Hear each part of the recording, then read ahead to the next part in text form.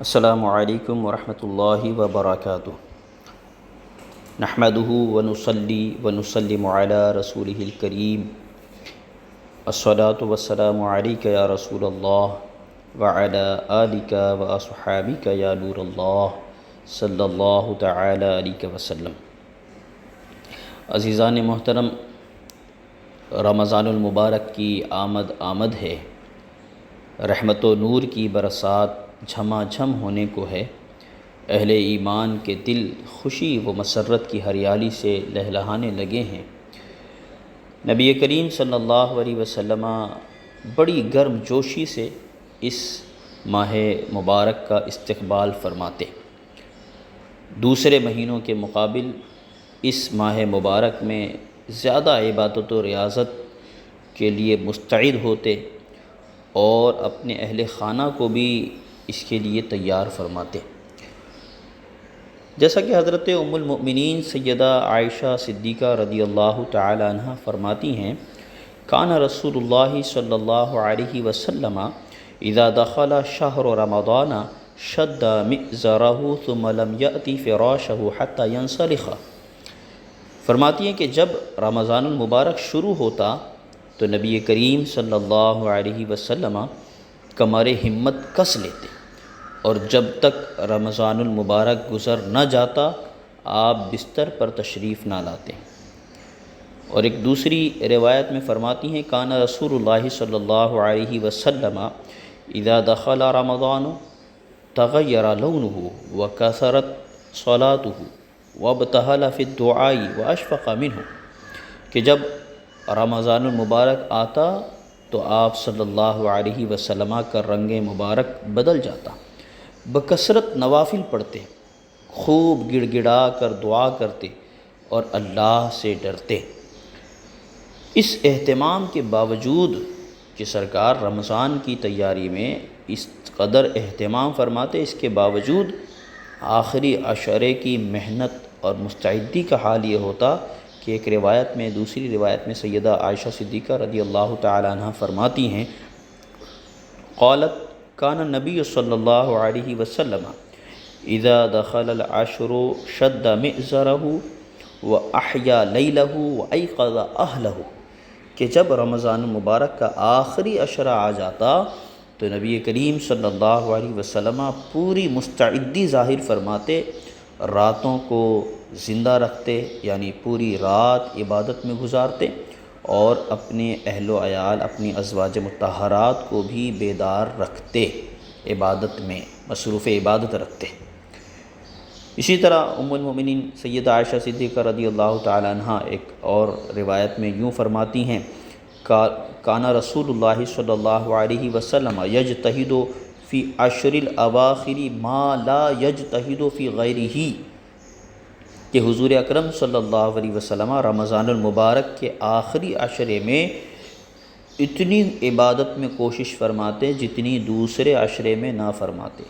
کسی اور عشرے میں اتنی کوشش نہ کرتے جتنی کوشش عبادتوں میں آخری عشرے میں فرماتے۔ یہ تو رسول پاک صلی اللہ علیہ وسلم کی ماہ رمضان کی تیاری ہے۔ استقبال رمضان کے لیے خود کو کیسے تیار کرتے حضور اکرم صلی اللہ علیہ وسلم، اور نہ صرف حضور خود تیاری فرماتے بلکہ جب رمضان آتا تو آپ صحابہ کرام کو بھی اس کی آمد سے باخبر فرماتے، مطلع فرماتے۔ جیسا کہ ایک طویل حدیث مبارکہ صحیح ابن خزیمہ میں منقول ہے، قال خطبنا رسول اللہ صلی اللہ علیہ وسلم آخر یوم من شعبان فقال یا ایہا الناس انہ قد اذلکم شہر عظیم شہر مبارک فیہ لیلۃ خیر من الف شہر فرض اللہ صیامہ وجعل قیام لیلہ۔ یہ طویل حدیث مبارکہ جس میں جو حضرت سیدنا سلمان فارسی رضی اللہ تعالیٰ عنہ سے مروی ہے،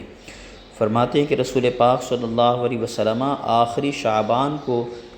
آپ نے خطبہ ارشاد فرمایا تو فرمایا کہ اے لوگو، تم پر ایک مہینہ آ رہا ہے جو بہت بڑا اور بہت مبارک مہینہ ہے،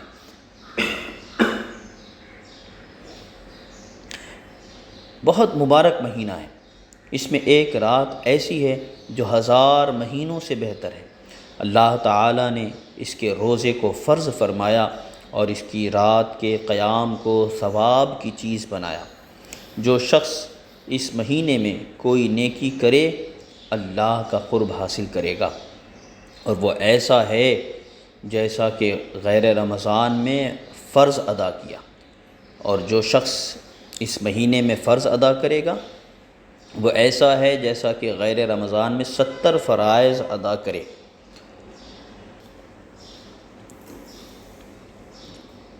یہ مہینہ صبر کا مہینہ ہے اور صبر کا بدلہ جنت ہے۔ یہ مہینہ لوگوں کے ساتھ غمخواری کا مہینہ ہے۔ اس مہینے میں مومن کا رزق بڑھا دیا جاتا ہے۔ جو شخص کسی روزے دار کو افطار کرائے اس کے لیے گناہوں کے معاف ہونے اور گناہوں سے خلاصی کا ذریعہ ہے، اور اسے روزہ دار کے ثواب کے برابر ثواب ہوگا، اور اس روزے دار کے ثواب سے کچھ کمی نہ کی جائے گی۔ صحابہ کرام رضوان اللہ علیہم اجمعین نے عرض کی، یا رسول اللہ صلی اللہ علیہ وسلم، ہم میں سے ہر شخص تو اتنی طاقت نہیں رکھتا کہ روزے دار کو افطار کرائے۔ تو پیارے آقا صلی اللہ علیہ وسلم نے فرمایا، یہ ثواب پیٹ بھر کر کھلانے پر موقوف نہیں، بلکہ کوئی بندہ ایک کھجور سے افطار کرا دے یا ایک گھونٹ پانی یا ایک گھونٹ لسی کا پلا دے تو اللہ اس پر بھی ثواب مرحمت فرماتا ہے۔ اور یہ ایسا مہینہ ہے، مزید آقا نے فرمایا، یہ ایسا مہینہ ہے کہ اس کا اول حصہ رحمت ہے، درمیانی حصہ مغفرت ہے، اور آخری حصہ جہنم کی آگ سے آزادی کا ہے۔ جو شخص اس مہینے میں اپنے غلام یا نوکر کے بوجھ کو ہلکا کر دے تو اللہ تعالیٰ اس کی مغفرت فرما دیتا ہے اور آگ سے آزادی عطا فرماتا ہے۔ اب آپ دیکھیں رسول اللہ صلی اللہ علیہ وسلم نے کس قدر ماہ رمضان کی اہمیت کو اجاگر فرمایا۔ ایک اور مقام پر رسول پاک صلی اللہ علیہ وسلم فرماتے ہیں کہ اس مہینے میں 4 چیزوں کی کثرت کیا کرو، جن میں 2 چیزیں اللہ کی رضا کے لیے اور 2 چیزیں ایسی ہیں جن سے تمہیں چارہ کار نہیں، یعنی جس کے بغیر ہمیں چھٹکارا نہیں۔ پہلی 2 چیزیں جن سے تم اپنے رب کو راضی کرو وہ کلمہ طیبہ اور استغفار کی کثرت ہے، اور دوسری وہ 2 چیزیں کہ جس کے بغیر چھٹکارا نہیں، وہ یہ ہیں کہ جنت کی طلب کرو اور جہنم کی آگ سے پناہ مانگو۔ جو شخص کسی روزے دار کو پانی پلائے اللہ سبحانہ تعالی روز قیامت میرے حوض سے اس کو ایسا پانی پلائے گا جس کے بعد جنت میں داخل ہونے تک اسے پیاس نہیں لگے گی۔ رمضان المبارک کی مبارک راتوں کے حوالے سے حضرت عبداللہ ابن مسعود رضی اللہ تعالی عنہ نبی کریم صلی اللہ علیہ وسلم سے روایت فرماتے ہیں کہ اس مبارک مہینے میں جنت کے سب دروازے کھول دیے جاتے ہیں، پورا مہینہ ایک دروازہ بھی بند نہیں کیا جاتا، اور دوزخ کے سب دروازے پورے مہینے کے لیے بند کر دیے جاتے ہیں اور ایک دروازہ بھی نہیں کھولا جاتا۔ سرکش شیاطین و جن سب کو زنجیر سے بند کر دیا جاتا ہے، اور ایک آواز دینے والا فرشتہ آسمان سے ہر رات طلوع فجر تک آواز لگاتا ہے، ندا کرتا ہے، خیر اور بھلائی کے طلبگارو، اللہ کی طرف سے خیر کو قبول کرو اور خوش ہو جاؤ، برائی اور شر کے طلبگارو رک جاؤ اور ہوش سے کام لو۔ پھر رب لم یزل کی صدائے رحمت سماعتوں میں رس کھولنے لگتی ہے کہ ہے کوئی جو مغفرت طلب کرے ہم اس کو بخش دیں، ہے کوئی جو توبہ کرے ہم اس کی توبہ قبول کریں، ہے کوئی جو دعا مانگے ہم اس کی دعا پوری کریں، ہے کوئی سوال کرنے والا جسے ہم عطا کر دیں۔ ہر رات پورے مہینے 60,000 لوگوں کو جہنم سے آزاد کر دیا جاتا ہے ہر رات۔ اور عید الفطر کی شب میں پورے مہینے میں جتنے لوگ بخشے گئے سب کو ایک ہی شب میں اسی تعداد کی مقدار ایک ہی شب میں اللہ تعالیٰ جہنم سے چھٹکارا عطا فرماتا ہے۔ اب آپ اندازہ لگائیں کہ رمضان کی مبارک راتوں میں ہر رات اللہ تبارک و تعالیٰ 60,000 لوگوں کو جہنم سے آزاد فرماتا ہے۔ تو اس طرح اگر 30 کا مہینہ ہو تو 60,000 کی تعداد کو اگر ہم جوڑیں تو تقریباً 18 لاکھ وہ خوش نصیب ہوتے ہیں رمضان کی راتوں میں جنہیں اللہ جہنم سے آزادی کا پروانہ عطا فرماتا ہے۔ اور شب عید الفطر یعنی چاند رات، عید کی چاند رات، اس کی فضیلت یہ فرمائی حضور نے کہ اس شب میں پورے رمضان کی راتوں میں جتنے بندوں کی اللہ نے مغفرت فرمائی، اس ایک شب میں اتنی ہی تعداد میں اللہ ایک ساتھ اپنے بندوں کی مغفرت فرماتا ہے۔ تو اب اگر 30 کا مہینہ ہوا، 60,000 ہر شب میں اللہ کی بارگاہ سے جہنم کی آزادی کا پروانہ حاصل کر رہے ہیں، تو عید الفطر کی ایک ہی شب میں اللہ 18 لاکھ لوگوں کو جہنم سے آزادی کا پروانہ عطا فرماتا ہے۔ میرے عزیزو، یہ تو ہم بندوں کے لیے نہایت پاکیزہ، برکت والا، مغفرت والا مہینہ ہے، اور کیوں نہ ہو اسی پاکیزگی اور رحمت و برکت کے سبب ہمارے آقا نبی رحمت صلی اللہ علیہ وسلم رجب کے مہینے سے ہی رمضان کی تمنا فرمایا کرتے،